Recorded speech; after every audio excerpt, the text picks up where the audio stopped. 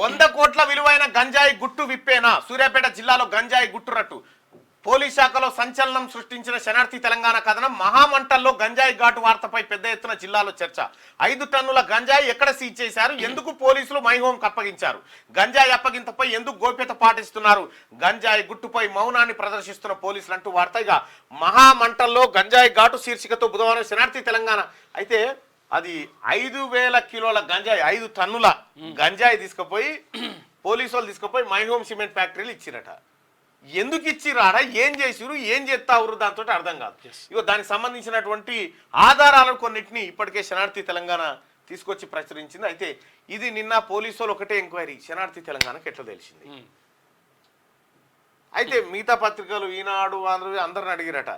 ఏం పోయి ఎస్బీ వాళ్ళు స్పెషల్ బ్రాంచ్ వాళ్ళు అడిగితే ఏంది గంజాయి అంటే గంజాయి నిజం, గంజాయి అయితే నిజమే కానీ మేము రాయలేకపోయినా వాళ్ళు రాసిరు అని చెప్పిరట. మరి సూర్యాపేట జిల్లా ఎస్పీ గారు మరి మీ వివరణ ఏంది?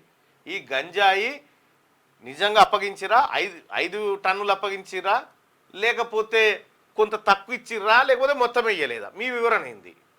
ఇది శనార్థి తెలంగాణ దగ్గర ఉన్నటువంటి సమాచారం.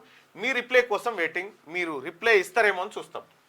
మహామంటల్లో గంజాయి ఘాటు శీర్షికతో బుధవారం శనార్థి తెలంగాణ ప్రచురించిన కథనం సూర్యాపేట జిల్లాలో సంచలనం సృష్టించింది. గుట్టుచప్పుడు కాకుండా 5,000 కేజీల గంజాయిని పోలీస్ శాఖ ఉన్నతాధికారులు మైహోం సిమెంట్ పరిశ్రమకు అప్పగించిన గుట్టును శనార్థి తెలంగాణ వెలుగులోకి తెచ్చింది. చీకట్లో గుట్టు చప్పుడు కాకుండా జరిగిన వ్యవహారాన్ని ధైర్యంగా శనార్థి తెలంగాణ ప్రచురించడం పట్ల జిల్లాలోని ప్రజలు హర్షం వ్యక్తం చేస్తా ఉన్నారు. 5 టన్నుల గంజాయి మైహోం రామేశ్వరరావు కంపెనీకి ఎందుకు ఇచ్చింది?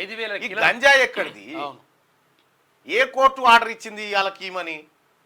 డిస్మెంటల్ చేయాలనుకుంటే ఎప్పటికప్పుడు వేసి పడేస్తే అయిపోయి ఎంత దొరుకుతంత. 5,000 కిలోల దాకా జమ చేసుడేంది, అది తీసుకో వాళ్ళకి ఇచ్చుడేంది.